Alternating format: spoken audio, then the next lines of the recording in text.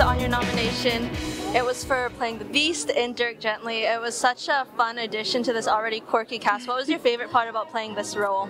I think doing something so out of the ordinary for myself, getting to play something just so out there. I remember getting the audition and just being like, well, I either have to go for this or it's, you know, not going to go anywhere. So it was really, really fun. Watching her love for Dirk play out on screen, you know, that was also, I think, a fun moment for viewers. I think so, and you know, I think the Beast kind of grew on Dirk by the end, so. I'm sure she did, and we're so sad not to see a third season. I'm sure she would have had a lot of adventures with the Rowdy Three. I know, she was so excited to join them, and I can't imagine where it would have gone next, so it is a shame that they're not going for a third season. But you do have some exciting projects coming up. Take Two, The Wedding March 4. Tell me a bit about these ones. Yeah, so Take Two, I was in the pilot episode starring Rachel Bilson, and just a really fun cop comedy. Had a great time. I love comedy, that's where my heart is, so it was really great to work with those people. That airs June 21st on ABC. And The Wedding March 4, we actually just finished filming. I got to work with Josie Bissett and Jack Wagner again, and Merritt Patterson starring in it as well, who's another Vancouver local. I had a great time filming. It was awesome to be back with everybody. I was going to say, you were absent from like the third movie. You had a short part in the second movie, so we're excited to see you back on screen with the cast. Thank you so much. It was really exciting to be brought back. Congratulations on your nomination. Tommy in Story of a Girl. Yeah. He's a bit of a dismissive character. What was the biggest challenge you faced in this role? What I really wanted to make sure we did, and Kira Sedgwick and I had a conversation right from the get-go, was just to make sure that we saw both sides of this character, because it was quick to hate him and easy to hate him, and we just wanted to humanize him and understand why he made the decisions that he made. Letterkenny, new episodes June 29th. Yes, you got it. What can we expect from the new season?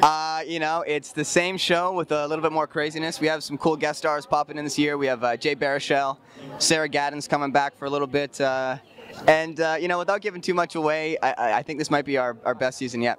I think it just keeps getting better and better, you know, new characters obviously coming back, really excited for it.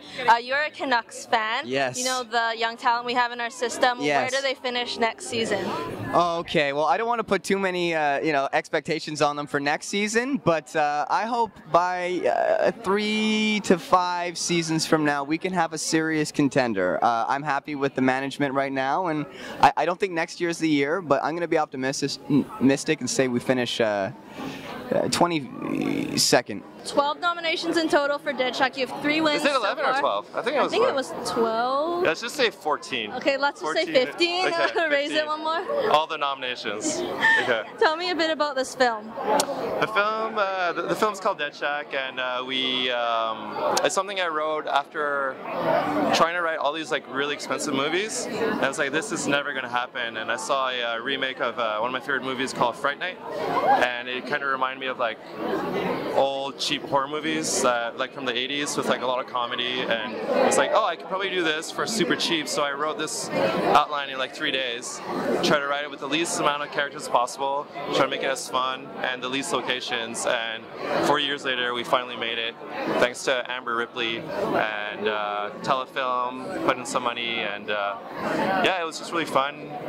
It was probably the hardest thing I've ever done in my life. Yeah, it was supposed to be rainy, and then it started snowing, and then it started raining again, and yeah, I don't know. What else do you want me to talk about? Is that enough? That's great. That's good? It looks really good. We were seeing the trailer, horror comedy, so Horror some great comedy, yeah. aspects. Or comedy horror. Like, I think there's more comedy than horror, but Maybe there's still a lot of horror. 60%, 40%. Yeah, maybe? yeah. Let's talk about Humans. Congratulations, best music video last night for Breakfast with Liz. Yeah. You and Robbie Slade scored the soundtrack for this film, so tell me a bit about what inspired it. It's inspired by John Carpenter movies, like Solid Precinct 13, Ennio Morricone, like from The Thing, the John Carpenter movie. And then I wanted to do something that had a lot of violin, so it's not just electronics. So Dougal Bay McLean, he's a friend of ours from Victoria, and I just see like, yeah, so he did all the violin, and it helped a lot, and it was done in 2 months, and it was the first time I've ever done that, so it was nice. Yeah, I'm pretty happy with it. Yeah.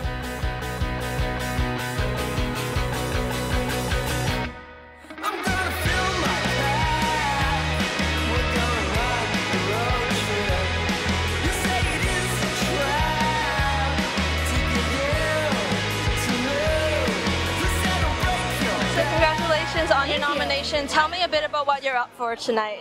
So I'm up for Best Actress in a Guest Star Role for Riverdale, and then Best Actress, I believe it's called in a dramatic TV movie? I don't know. There's so many things in the title. For a movie called Murder Upstairs, where I play not such a nice person who tries to kill my little sister who's over there. She plays my sister in the movie. Oh, really? Yeah. So was that creepy at all, or you just kind of embraced this? Well, it was hilarious because we booked it, and we were like, oh my god, we got to play sisters, and then we're reading the script, and I'm like, oh my god, you don't have a very... to kill you. This is really weird. Yeah. Well, I haven't seen it yet. Definitely, it's on my to-see list. The premise looked really intriguing, especially with you and Allie both in it. You've had a great year. Let's talk a bit about Once Upon a Time. You were part of their final season. It was so nice to see you as Robin or Margot, especially her relationship with Alice blossom on screen. How important was that story for you to tell?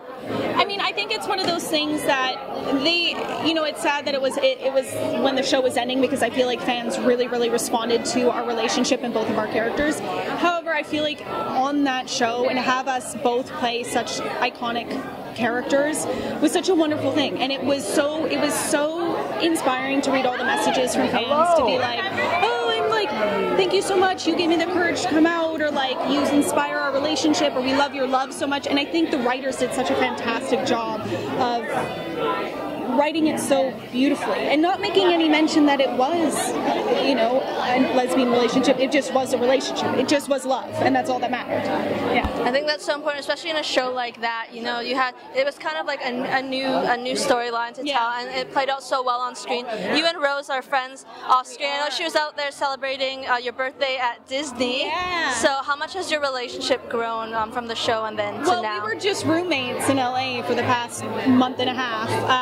We actually just parted ways for the first time on Friday. A little breakup right there. A little break. No, not breakup, just a hiatus. A friendship hiatus. But yeah, it's wonderful. She's a wonderful person. We're gonna be friends for a very long time. It just sucks that she lives in London. Yeah, well, you'll hopefully see her soon. And Polly Cooper in Riverdale. Polly's had a bit of an up and down ride on the show so far. What are you hoping to see more from her in season 3? I think at the end of season 2, in that last little episode, there's a bit of a cheeky smile, and there's, she invites somebody from this mysterious farm called thing that she's a part of. And I think I'd really love to see that, that farm kind of explored. And because, it's talked about a lot, it's alluded to a lot of what it is, but you never see it. You don't really get that much from it. So it'd be really interesting to explore what that is. Yeah. Tell me a bit about Up and Away. Well, Up and Away is our graduating film from a program, Langara Film Arts College. And it's a sci-fi short about the end of the world. Little dreary, but also it's about love. Asher, what is it about to you? Yeah, it's really about a love story between a man and his wife who wanted to keep his family together at the end of the world. So the stakes are quite high, and it's a lot of fun. Well, the concept video looked really nice, stunning visuals. What was the biggest challenge you faced when making this film? Making the budget work was our biggest challenge. We had a very limited amount of money for what we were trying to do, so we had to be smart about where we were shooting and how we were shooting and how we were scheduling things. That was the biggest challenge, I think. Yeah. When can we expect the general public to see the film? Do you have a date in mind? I don't have a date in mind. That is a great question. I think as soon as it's no longer eligible for festivals, we are going to share it with the internet worldwide. Amazing.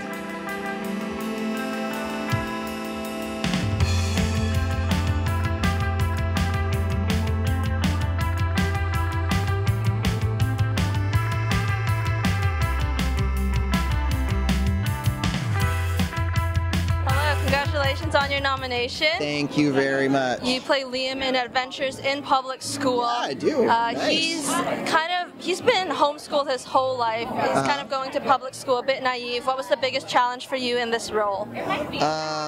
Biggest challenge? Some days it was really cold and I had to wear really short shorts outside. Just the wardrobe. Yeah. I don't know. I like doing the acting, so it wasn't too challenging. It was just really fun, and it was the first movie I've ever done, like first feature-length movie. So that was a challenge too. The first day was pretty hard because I was like, oh man, what am I getting into? This is crazy. And doing everything out of order is weird too. That was hard. As opposed to, normally I do theater and there's rehearsal and you do everything from start to finish, but there's no rehearsal for the movie and you just kind of jump into it. So. You work closely with Judy Greer, who plays your mother in the film. What kind of lessons did you take away from her? Oh man, I would say I probably took home some good life lessons from her more than acting lessons, because Judy is just a really good person, and she's also really open as an actor too. I really like that. She's a great actress, and she is really funny and also really vulnerable too. Sometimes, like, she can go to really deep places. It's really cool. So I hope she's watching this. Hey Judy. She's probably not gonna watch this. Probably, but one can dream. So Alex Strangelove, June 8th on Netflix. Really excited to see the how do you know all these things? We do our research, but really excited to see the film. You're not even reading any cards or anything. No. You play Alex. He's a popular high school senior. He's struggling with his sexual identity. Yeah. Why was this story important for you to tell? Oh, I mean, it was important for me to tell it because I care a lot about Craig, the writer and director. He's such an amazing guy, and the story's really close to him. And I just wanted to do it justice for him and for everybody that I met on the movie. We all just became really great friends, so I think I was sort of doing it for my friends, basically. And you filmed the movie in New York last year. Was that your first time in the state? No, I've been to New York before on a field trip, on a high school field trip. I got food poisoning in New Jersey. Better memories? Yeah, but I love New York. It's great. Awesome. And our signature question for you, if you could be any ice cream flavor, which would you be and why? Vanilla, because it's the best flavor. Does anybody else pick vanilla? Salted caramel. It's just like, a full flavor palette. Salty, sweet, it's got everything. I don't know. It's a good one. How about you? I go for mango. Mango? Mango. Exotic. Yeah, tropical. Tropical. I'm gonna go with mint chocolate chip. Really sweet, refreshing, but also a little chunky with random crunches. I think coffee ice cream, just because it's my favorite. Hello, congratulations on your nomination, Anastasia, in Adventures in Public School. Thank you. She's lost her leg to cancer. What was the biggest challenge you faced in this role? I think basically coming up with the backstory of the character and the trauma that she would have had to go through, and what she would have had to kind of push herself through mentally in order to get to the character that she was in the movie. Because in the movie she was very collected and mature and responsible, and obviously going through something like potentially terminal cancer is a huge thing for someone who's only 16 years old. So mainly just figuring out how she would get from that to being the person that she was playing in the movie. So coming up with her backstory.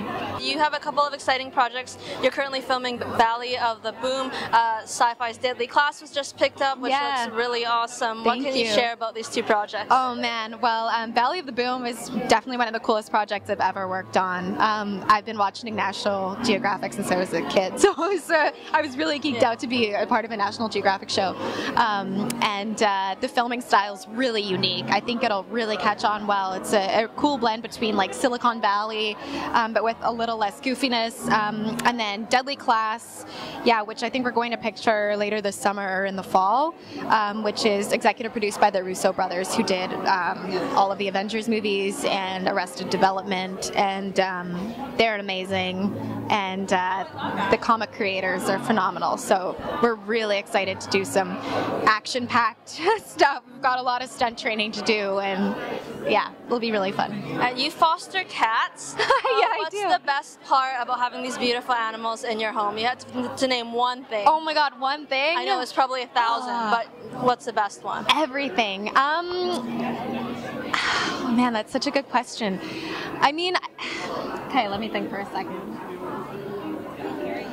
I think just being able to do so little but have it mean so much. Like, for me, it feels like I'm getting a free treat. Like, I feel like, oh my God, I get these cats in my house for free. It's like you can just... Yeah, it's just like unconditional love all the time, and yet, like, without you, they would be homeless and not alive and sick, so it's like something that can be so easy for people can save hundreds of lives. So amazing. That. Well, we have one more question for you. It's a fun question. You're competing in a battle of the bands. What's the band name? What's the genre? Oh my god.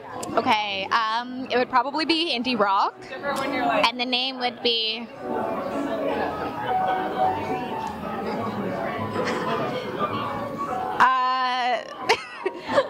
I don't know.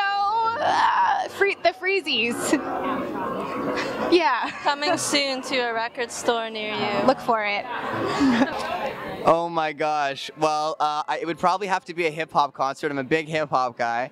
And my band name, it would have to be the Van City Rain Boys. That's probably not going to stick. Pro local. Yeah. Oh god, I have no idea. Okay, like classic rock and roll, like 80s rock and roll, and the name would be, I'm looking around at things for inspiration. I have no idea. I don't know. We'll say, what instrument do you play? Are you the singer? Oh god, nobody wants to hear me be the singer, but I can't play any instrument, so I guess so. Yeah.